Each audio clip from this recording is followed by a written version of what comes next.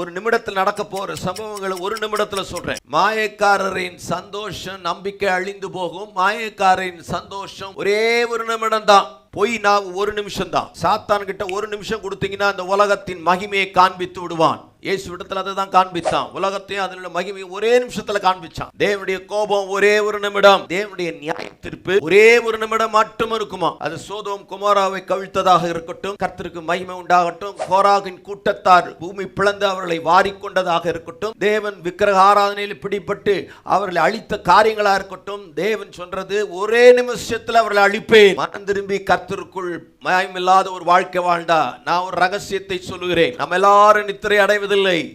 கடைசி காலம் தொனிக்கும் பொழுது ஒரு நிமிஷத்திலே நம்ம எல்லாரும் மறுரூபமாகி அவரை போல காணப்படுவோம். இது ஒரு நிமிடம் உட்கார்ந்து யோசிச்சீங்கன்னா முடிஞ்சிடுச்சு. கர்த்தருக்கு ஸ்தோத்திரம். நம்முடைய தேவனுடைய கரத்தில் இருந்தோம்னா நம்முடைய தேவன் காலைதோறும் விசாரிக்கிறார், நிமிடந்தோறும் விசாரிக்கிறார். ஒவ்வொரு நிமிடமும் நம்ம விசாரிக்கிற கர்த்தர் நமக்கு இருக்கிறார். ஆமென். அதனால ஒரே ஒரு நிமிஷம் கிடைக்க போற சந்தோஷத்து ஒரே ஒரு நிமிஷம். தட் மீன் கரெக்டா ஒரு நிமிஷம் அர்த்தம் அல்ல. கொஞ்ச கால சந்தோஷம், கொஞ்ச கால நம்பிக்கை, கொஞ்ச காலம் இருக்க போது இந்த மாய்மாலத்துல கிடைக்க போகிற பலன்